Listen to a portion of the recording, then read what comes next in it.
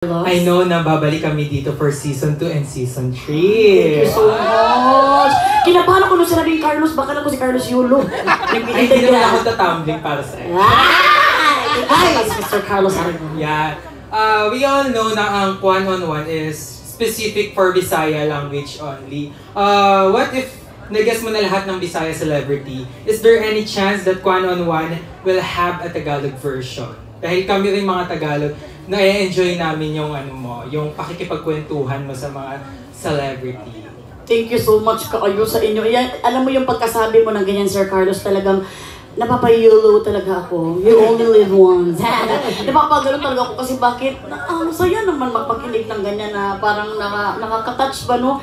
Pero ako naman kung ano ibigay sa akin ng kapalaran or ano ibigay sa atin ng ating management na si Sir Mark, si Sir Alex, nakatingin pa Sir Alex dito, wala akong problema. Pero siyempre, for this moment of time, ubusin muna namin ang mga Bisaya.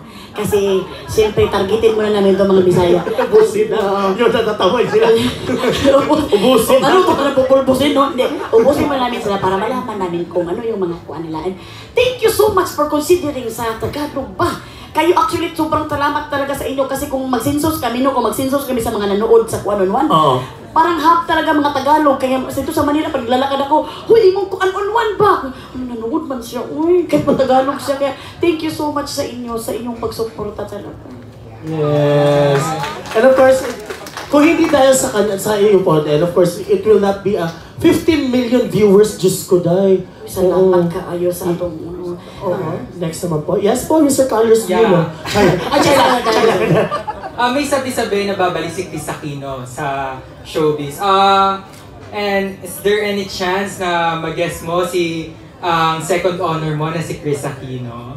Nakakatawa naman ng second honor. Kasi ang first honor ko si Mama. Kasi sinabihan ko na buntis ako. Baka yung iba kasi hindi nakakaalam. Sabi ko si Miss Chris, it's my honor, Miss Chris, you are the second honor because my mother is the first honor. Kasi sinabihan ko na buntis ako. Si Miss Chris, sobrang sweet ni Miss Chris. Sabi ko, Miss Chris, welcome to the Philippines. Ano po? Sabi niya, mababasa mo pa rin pag nag-message si Miss Chris. This is my smart number. Nagano pa rin ako, nakaganon-ganon ako nung nagbaksa. Pero siyempre hindi kami siya pwede basta-basta dalawin because of the health condition. And siyempre kami bayan na may kahit sino lang nakasalamuha namin, hindi kami pwede mag-at sa kanya. But then again, very close to my heart kasi ang kasama ni Miss Chris sa kanyang bagong show. Si Madam Darla at si Ma'am Jasmine. Na very close to my heart. Akala nila kasama ako dun sa show ni Miss Chris. Hindi ako kasama dun kay Miss Chris. Pero sobra akong happy kay Miss Chris. Pasalamat si Miss Chris sa ABS-CBN dahil hinayaan na si Madam Darla at si Ma'am Jas na pumunta sa kanyang show niya. So abangan natin yung show ni Miss Chris. Pero kung interviewin ko si Miss Chris, why not? Walang problema. Oo naman. Ang problema nito, hindi siya Bisaya. So talaga namang kuan. Pero sobra akong happy kapag mangyari yan. Kasi alam mo naman si Miss Chris, siya ang ating queen of talk show talaga yan. Yes. Thank you so much and congratulations. Thank you so much, Mr. Yu. Ayolo, Mr.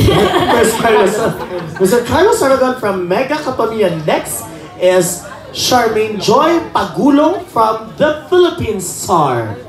And of course, basahin ko na lang po. Okay. Ano ang staying power ng isang Melay Cantiveros Francisco sa showbiz industry? Again? Ano ang staying power ng isang Melay Cantiveros Francisco sa showbiz industry? Hindi ko alam ba kung contest ba ito ng Miss Universe. Kapag ko lang parang Halloween ba? Hindi ko talaga alam din kung ano ang staying power na kuan. Kasi thank you Lord Jesus Christ. At ako talaga ang magsasabi talaga ako. Si Lord lang talaga. Ang talagang nagdasal lang ako every now and then na bigyan ako ng project or bigyan ako ng trabaho. Kasi kung matapos din naman yung trabaho, lagi ko lang ito sinasabi din sa interview ko na kung anong plano ni Lord sa akin, I'm willing to accept kung ano yung career naman na ulit na ibibigay sa akin. Bali niya, gusto niya maging farmer ako, mag-farmer ako dun sa Jensen, di ba? So, ito siguro staying power ko is praying. Praying, kasi hindi ko naman, wala naman akong kamag-anak sa mga Lopezes. Para talagang bigyan nila ako ng kuan, di ba? Wala din akong mga kamag-anak ng mga artista. Pero siguro talaga alam sa through prayer, nagpe-pray ako, Lord, ikaw na bahala. Talagang alam mo, tinatouch ni Lord ang mga heart ng mga boss. Sa meeting siguro nila, ilagay na si Melody, bigyan na ng 1.5. So, kaya tanong na, yung parang, alam mo yung talagang nataw na iisip nila, kaya gaya na Sir Alex, naisip na sa'yo, ilagay dyan si Melody. So, for me talaga, kung yan man ang tawag ng staying power man, is the power of prayer. Yes. Please all stand. Okay. Nakuha na siya. Hindi siya matuumor, hindi siya matuumor. Parang hindi siya maniwala yung kandila. No way. Pero bitaw, tama naman si Miss Mela, the power of prayer and manifestation. Correct. Yung na-post ko sa Facebook, yung in-invite ako dito as a host dito sa media conference. Sinabi ko kay Lord yung Saturday, sana magka-host din ako together with Mela. The power of manifestation. Oo ba yan, Dok? Sorry naman yung power na naman. Sir Alex, mag-manifest po ta, Sir Alex. Sir Alex. Oo, ang ko dyan na. Ang ko na ha. Kaya eto na. Next question from the Philippine Star. Sino ang dream guest for the show and what are the topics na pag-uusapan niyo? Dream guest ko din pala si Ellen. Ellen Pontiac? Ellen Adarna. Ellen Adarna. Ay, guwapa. Kasi siyempre ka nang, alam mo yung mga wisdom kasi ni Ellen talagang hindi mo rin talaga matatawaran, no? Tsaka reality check lang talaga siya lagi, no? Yes. Reality talk. Yes, real talk siya. Oh, real talk pala yung akala ko. Reality talk. Real talk. Real talk lang talaga siya. At ito parang natuwa nga, nakuha niya ako, di ba, na-amaze ako dun sa sinabi niya na, bakit hindi namin alam na buntis? Kasi parang may paalam niya na buntis pa siya, di ba? So alam mo yung talagang very kuan siya ba, true to herself siya. And gusto ko malaman niya kung ano yung pinagkakabisihan niya. At ngayon na meron na siyang family, na talaga namang love na love siya. Si Philip, SB19. At ang isa din sa mga gusto ko talaga pala. Sino? Nagkaroon pa ko ng kuan dito ako, di ko. Si Philip ng SB19. Ay! Na matutupad na siya this season. Oh my God. Naghihintay lang talaga kami ng schedule na kasi last time, okay na yung schedule na. Oh. Tapos, parang nagkaroon naman, parang nagkasakit at ako noon, parang hindi ko alam, basta nagkaroon ng problema ba. So ngayon, naghihintay lang talaga kami kay Bisaya. Bisaya din. Sir Alex! Maka-guest, lagi ko. So naatay SB19 nga Bisaya. Very proud talaga tayo, Philip. Philip, please come on over. Yes. And of course, that's a power of prayers and manifestation. Matutupad yan. Yes! Oo nga. Kaya naman, eto na. Next naman, of course, si Kathleen A. Limit from Philstar. Hello po, Miss Kathleen. Hi, Melay. As a fellow Bisaya. Ay, Bisaya. Bisaya, di ka, ma'am? Yeah, kasabot ko sa inyo mag-ibang ingon. I don't need a subtitle, so I'm happy. Wow, thank you so much. Yes. Karon ang pangutanan nako is kaun sa ka-importante nimo nga na i-show about Bisaya. So I guess most people here understood that nga how important is this show na parang Bisaya kasi for the longest time di ba nga daghang kay nga Tagalog ra kaayo ang language unya karon nga daghang Bisaya gyud ang show. It's very important talaga sa akin talaga itong Bisaya na show dahil at ako pa yung napili nila ba na magdala nito ba dahil Bisaya is my first language. Yeah, that is your mother tongue. Yes. Akala mo talaga mga seryoso yung pagka-English. Bisaya is my first language and that is where I begin. Yes. So talagang alam mo, pag doon ka talaga nang galing, kahit pabalik-balik ka rin, hindi ko lang alam sa iba, kahit pumunta ka pa ng Amerika, pumunta ka ng mga Spain, pumunta ka pa ng Uruguay, hindi pa rin matatanggal sa iyo ang pagka-Bisaya mo. Lalo na yung tradition, yung pagiging Bisaya mo sa sarili mo talaga. So, importante ito sa akin na dalhin dito sa national because alam mo yung makita nila at ma-heard nila kung unsa gyud ang mga Bisaya, kung unsa ang mga traits namo at maintindihan nila, they will understand na ito pala mga Bisaya, hindi pala sila galit. Oo. Yung mukha lang nila mukhang galit. Oo. Pero but maintindihan nila deep down. Yeah, deep down. Ooh. Deep down, and moving on. So, maintindihan na talagang ganito lang ang mga Bisaya. We didn't mean anything bad, but gito lang talaga kami, masayahin lang talaga kami. Correct. And of course, yung bawal sa amin sa bahay bawal lang. bad vibes, good vibes lang. Good vibes lang. Dali na pwede magpa-stress-stress ang mga problema. Oo. And of course, next question. Yeah, naa pa may question. Oh, yes, yes. Another Sige, one. sorry ma'am. Okay lang. Kasi nakita naman sa ako na I was frequently parang teased na Bisaya, di ba nga accent minsan, naka-experience pa kayo na? Always, always talaga ako na mag-experience na parang tinitis talaga ako na, na Bisaya ako na, siyempre pag nung tinis nila ako, tinis ko din sila. So talagang tiniis na lang din nila ako dahil talagang hindi na din nila kinaya. Hindi, always naman talaga yung pag sa mga Bisaya talaga na, kasi siguro na parang naging normalized na lang ba? Naging normalized na lang parang, uy, gano'n. Kahit naman siguro mga Tagalog din, minsan nagkakamali din sila ng parang kanang, mga gano'n. Kasi may mga kaibigan din ako nagkakamali sila.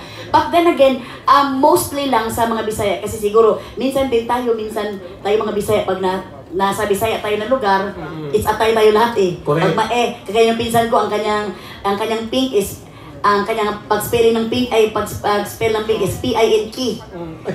Diba? So parang feeling natin, pag sa Bisaya tayo, parang lahat tayo, pero ito kasi sa Manila, parang alam mo yung mayroong makakapansin talaga sa'yo. So, ang pag ginaganyan naman nila ako ay is as a learning. Yes. As a learning, and it's my opportunity na mapatawa sila. Yung mga tao, kasi pag ganyan, giniloloko ko na lang sila. So parang sila, natatawa sila at the same time, para kapag ma-correct man sila, hindi na sila may ma-off. Oo. It will, kung ano lang nila, consider as a learning na lang para everybody happy and everybody love. Yes. Thank you so much. Thank you so much, Sobra. Miss Kathleen. Miss Angelica. Yami? Next. Miss Kathleen. Next is Ma'am Hannah Mallorca from Inquirer.net. Hello po, Miss Malay. Congratulations po. Thank you so much, Miss Hannah. Ano po yung, as for someone who's a non-Bisaya, ano po yung gusto nyong ma-pick up ng mga non-Bisaya viewers kapag napanood po nila yung Kuan on 1 Season 2, Season 3, possibly, and Season 100? Grabe naman, sana magbilang anghel ka. Uy. Ang gusto kong ma-pick up ninyo, yung mga pick-up lines na, ang gusto kong ma-pick up ninyo is yung, alam mo yung mga individuality ng mga ini-interview namin, ng mga Bisaya celebrity, Bisaya influencers na they are, akuan lang sila. Yung they are normal na kapag matouch talaga yung kanilang, kung saan sila nanggaling, makikita mo ngayon na sobrang sikat sila, but then again, matatouch yung kung saan sila nanggaling, masasabi mo na, ay, normal pala ng tao tong celebrity na to. Akala ko naman, yung, alam mo yun, talagang, yung parang mag-remain humble, and talagang, makakuan ka talaga na, deserve talaga nito na a-idolin ko siya doon sa ating mga celebrities at mga influencers na i-interviewin. So, I want na ma-pick up ninyo yung mga lessons sa buhay nila na talagang ma-a-apply nyo rin sa buhay ninyo. Yeah.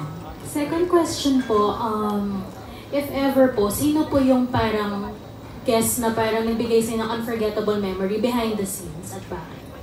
Unforgettable memories behind the scene is si Davao Conyo. Si Davao Conyo. Kasi alam mo yun, pagka-interview ko sa kanya, tapos pagkatapos yung parang nakilala ko siya, tapos para siya, alam mo yung parang kapatid ko. Tapos parang kami nag-usap niya, uy, magbanding tayo. Kasi matagal na din pala siya dito sa Manila. Magba 1 year na ata siya dito sa Manila. Tapos parang nahiya din siya ba. But then again, lahat ng mga, makita mo naman, sino ang nanonood kay Davao Conyo dito na sobrang giliw na giliw sa mga kuan niya, di ba? Mga post niya, di ba? Mga contents niya. So, alam mo yun, na-amaze ako sa kanya dahil nag-open up agad siya yung sa personal na buhay niya na hindi naman namin pwede pag-usapan sa kung ano naman. Pero nag-open up sa akin, talaga tinuring niya ako na trusted talaga niya ako. Gusto niyong malaman kung ano yun? Diyan yun. Huwag mo lang ito pag-isip yun, kimamatay tayo ni Davao Conyo.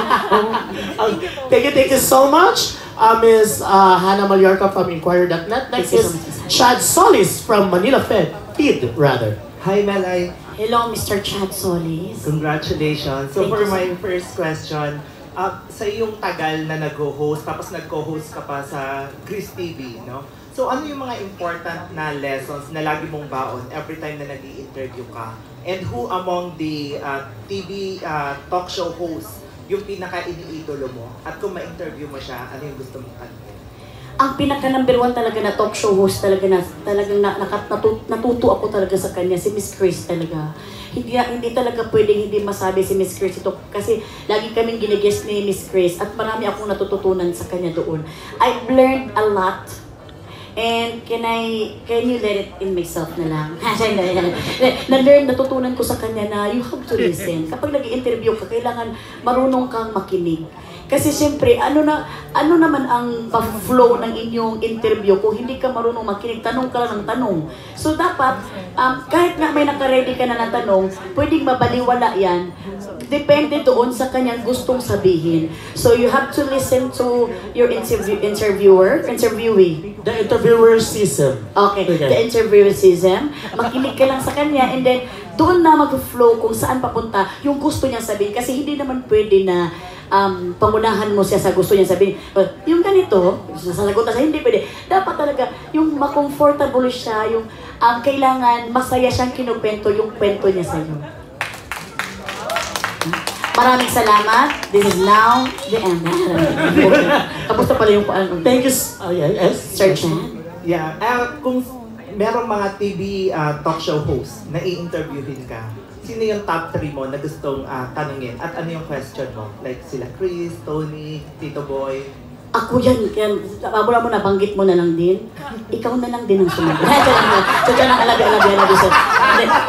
Tama yan kasi malimutin ko din eh. Tama si Miss Chris, ang gusto kong itanong sa kanya, how are you? Kasi hindi yan, siyempre ko tanong English din si Miss Chris eh. Hindi pwede ko hindi ka pwede Bisaya dyan. How are you, Miss Chris? Kasi siyempre ang sasagot ni Miss Chris, I'm fine. And then kay Tito Boy naman, Tito Boy, ano na ang estado ng buhay mo ngayon? Siyempre sabi nito, tabi nito Boy, Melay, maraming salamat. Siyempre, Ate Tony din. Ate Tony, kamusta na may 2 anak? Maraming salamat. So, yun ang aking mga gustong tanungin sa kanila. Basta, yan naman is very close to my heart. Dear naman sila sa aking heart. Thank you so much, Sir Chad Solis from Manila P. Next is Sir Glenn Sibonga from Showbiz Bonga. Hi, Melay. Ray Valera?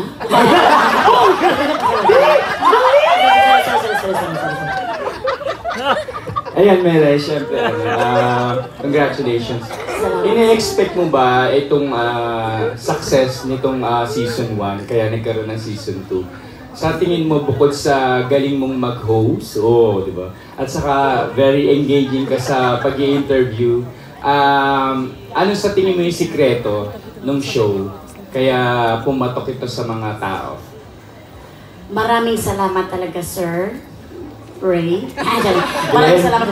Sir Glenn. I love you, Sir Glenn. Alam mo talaga, Sir Glenn, hindi ko talaga in-expect ito na magkaroon ng season 2 kasi alam mo naman ako is very contented ako kung ano ang binigay nga ni Lord sa akin. Sobrang akong mahiya ba kasi siyempre, mahiya ka ba dahil dami naman din yung deserve baya sa lahat, baya na magkaroon ng ganitong blessing, baya, di ba? Kaya ako nahihiya talaga ako. Kaya thank you so much sa inyo na tumulong talaga na mag-season 2 ito.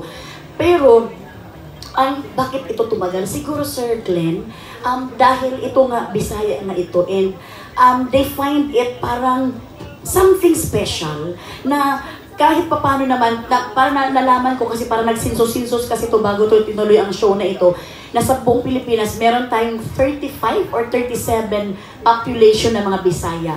So somehow, para din siyang parang 1/3 din siya ng Philippines. So, siguro pumatok ito because gusto din ng mga Bisaya na ma-heard sila, na alam mo yun, na ma-heard sila dito sa national, and they want to be, yung alam yung parang magkaroon sila ng alam mo yung parang malaman din na kung ano yung paano yung mga Bisaya ways, paano talaga.